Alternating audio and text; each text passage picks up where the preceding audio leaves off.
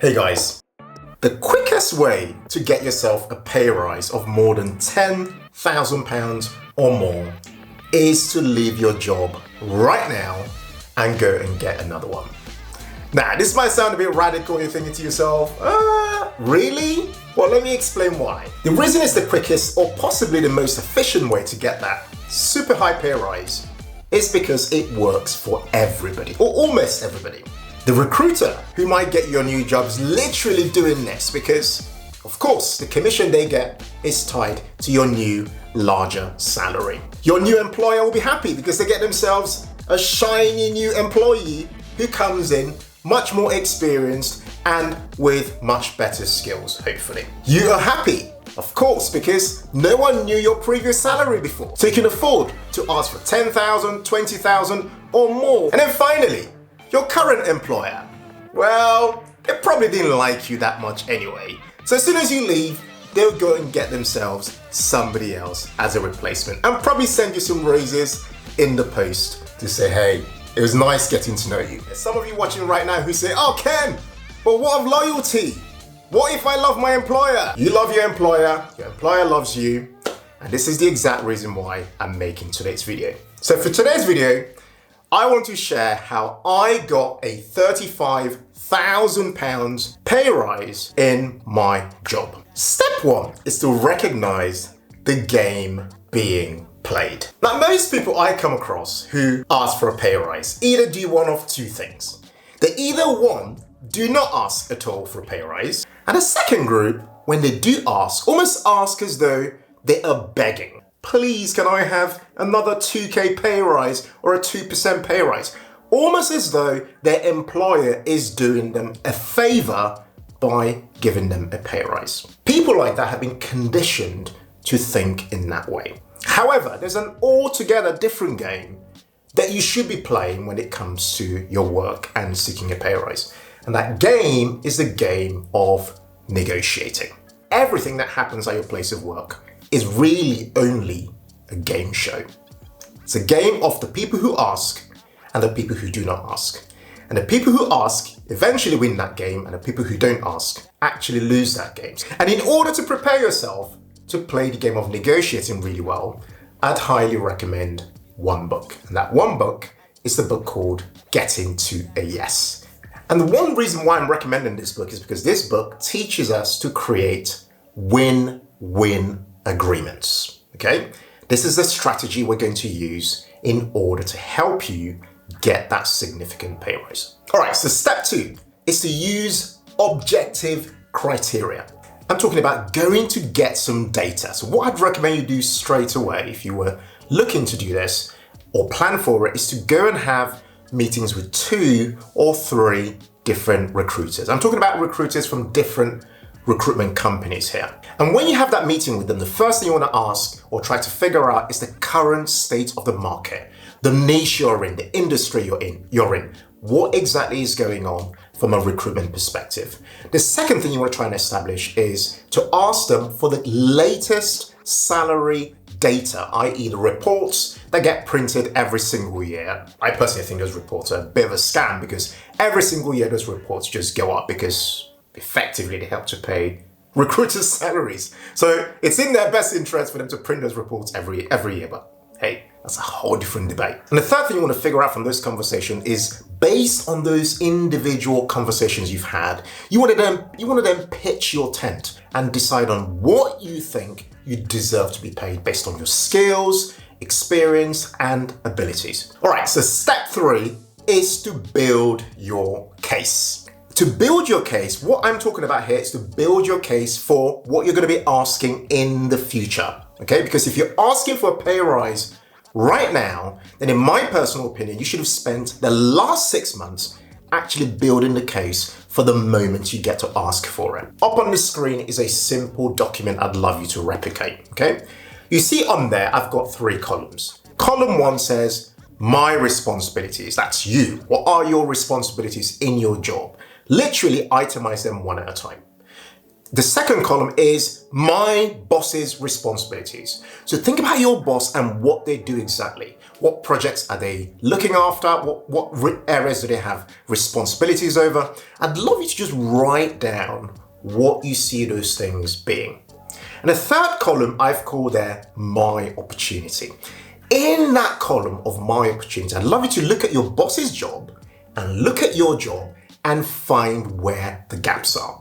And I'd love you to then fill that in the third column, because in that third column, where you've got those gaps, where you've got those opportunities for what separates your boss from you, therein lies your bumper paycheck. And what we're going to do with this document is that down the line, I'm going to cover this in a bit more detail, is you are going to have a meeting with your boss. And in that meeting, the tone you're going to take is that you've created this document as a way of taking away more stress from your boss. You, in effect, want to do more of your boss's job, to take more initiative, to take more responsibility. Before you go into the meeting, we're going to get to the meeting in a minute, is to take all the information in the third column and use that to create a simple one-pager document. This will, over time, as soon as we activate this plan, give your employer time to consider you and consider your outcomes, as well as consider a budget for what will become the pay rise that they'll give you in 6 months. The next thing I'd love for you to do as part of step 3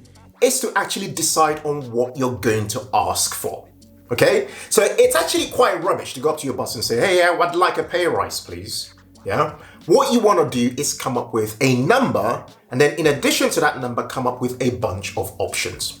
So in my case, this is what I did. Not the exact numbers, but I'm giving you an idea of how you could also do the same.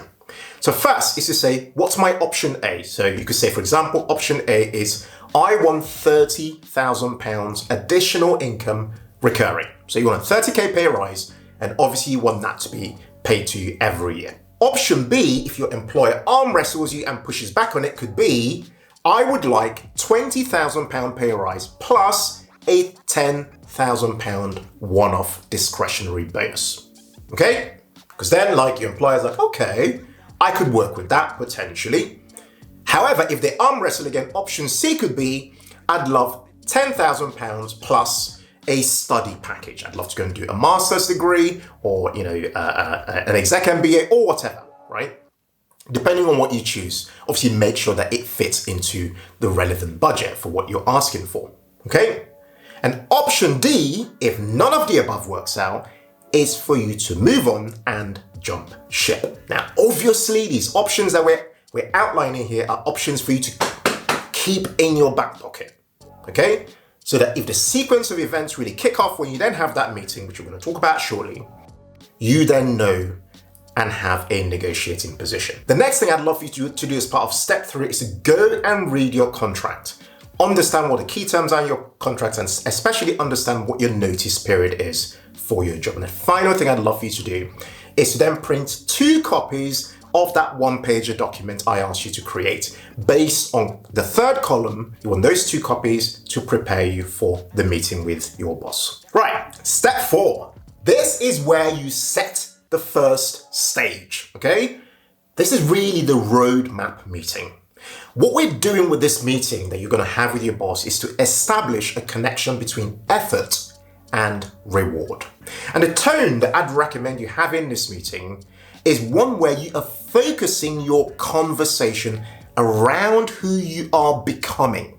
So if I had to split it by percentage, I'd say in this conversation, you want to spend around 60% of your time talking about who you are becoming, the responsibilities you're taking on, how you're going to be taking stress away from your boss. And for the remaining 40%, you want to use that time to assess your work situation over the last 3 months or so. What you want to communicate effectively here is that you are showing initiative. You then want to say to your boss, okay, with all this responsibility, I've looked at a few reports in our industry and stuff like that. And look, boss, I've got to be really upfront, but I'm currently underpaid in my role at the moment, let alone for the responsibility I'm going to be taking on. And so my proposal is that if I achieve these very specific outcomes, option A, I deliver this project. Option B, I do this. Option C, if I deliver on these 3 core things, I propose, because it's going to add a lot of value to our organization, I propose a £30,000 pay rise to my current salary. Please do not make the mistake of using a percentage. Don't say I want a 25% pay rise. No, use a monetary amount, like 30K or 40K or 20K or 10K or whatever it is you want to choose.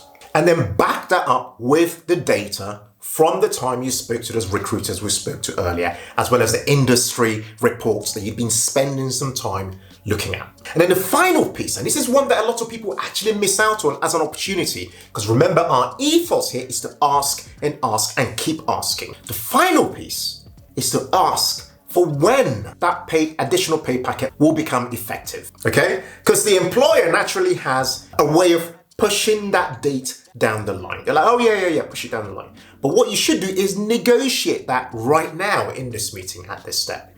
What you want to be asking is, could I please have a situation where if in 6 months I achieve those very clear goals and measurable goals, can we please have a situation whereby the effective date of this additional bumper packet I'm getting will be backdated by 3 months, such that it comes halfway between 0 and 6 months. Now, you might get a pushback, but you might get, do you know what? Actually, let's make it backdating 2 months or backdating 1 month.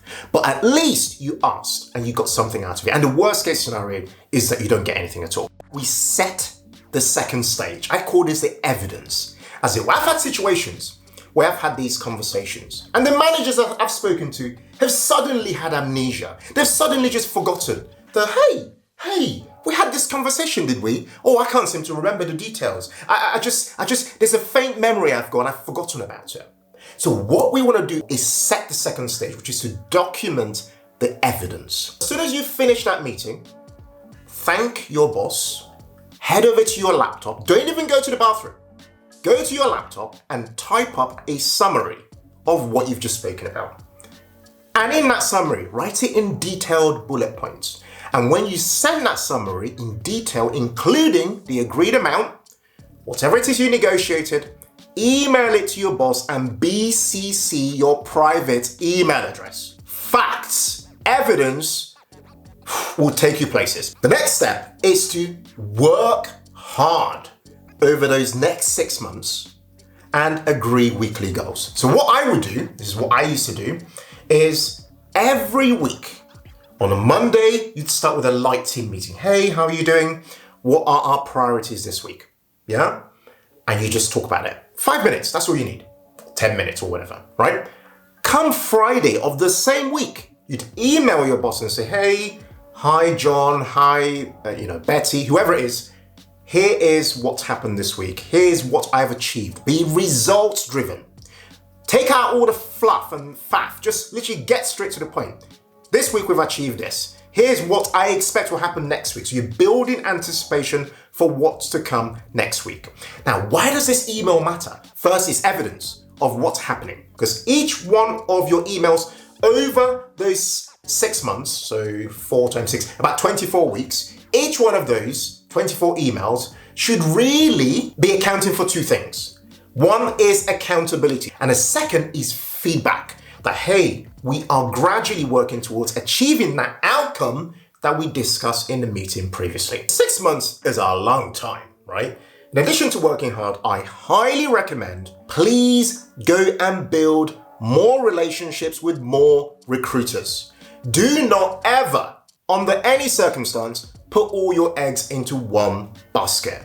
Go and have the conversations, and in that time you're getting to know them, you're figuring out what sort of jobs are out there, what sort of pay packets are out there, what's on offer. You might even go to like a few, 1 or 2 random interviews, just kind of like see, sharpen your skills and kind of see if you've still got it and all that kind of stuff. So you're not accepting any offers, but you're out there kind of like, dating other employees, if I had to put it that way. You still want to keep to what you've discussed with your employer and actually go and play that out. Why are we doing this other stuff? We are creating and writing ourselves an option. And we're doing that because options have value, okay? Because the worst case scenario, after doing all this work for 6 months, your employer turns around and goes, do you know what? I'm really sorry. You're not quite what we're looking for. It's not working out. There's no budget. Or like the budget's changed. Or some rubbish. And then the final step in this journey is to set the third stage. I call this the pay rise conversation. Now, in the previous meeting where you had that meeting 6 months ago to talk about it, I forgot to say that my suggestion is that when you have that meeting, please have that meeting in the morning, ideally between 9 a.m. and 12 noon. Why? Because you want your boss to be super alert. Make them a cup of tea, make them a coffee. You want them listening and understanding what you are both agreeing to. However, when you come to have this last meeting, the actual pay rise meeting, my personal suggestion is that you have the meeting after lunch. Yeah? So, like, everyone's finished eating, people are usually very happy once they've eaten. Once he or she comes into the office, obviously you've pre-booked the meeting and all that, get into diary, get your slot, get into the room. Offer them a cup of tea, offer them, a coffee, whatever beverage they have, and then sit down and have your conversation. But before you do that, make sure you get into that meeting with your list of results over the last 6 months. In addition to that, print out the original email. Remember that email I said to you that I called the evidence? Print out that original email and also take that with you to the meeting. And then go into that meeting and then, pray for the best. Hope that all goes well. And if all goes well, thumbs up. You'd walk out of there like I did with 35K in additional pay packet. And on top of that, let's not forget, the benefits, not just the 35K in my case, it was 35K plus pension.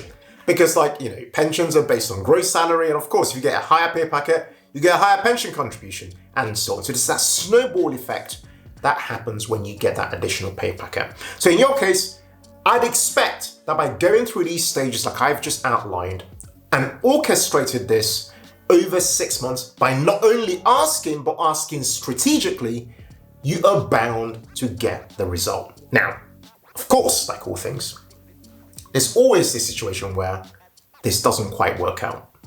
And if it doesn't quite work out, you've got two options. You can either revisit, have another conversation and review again, or go back to the drawing board to my most efficient answer, which is jump ship and go somewhere else. After all, if you believe in nothing yourself and your abilities and your talent and what your experience, not being funny, if your employer doesn't see it, then somebody else will. It really is only a game show. And that's the truth if we're really being honest with ourselves. Guys, I'd love to hear from you in the comments. Which part of what I shared today really resonated with you? Or jump in the comments and let me know what you have done in order to be able to get yourself a significant pay rise. Jump in the comments and let's talk about it. If you really enjoyed today's video, I'd love for you to hit the like button or share this video with somebody else who you think might get a lot of value from watching today's video. Thank you guys so much for watching this video, and as always, in all things, be thankful and seek joy. Take care and bye for now.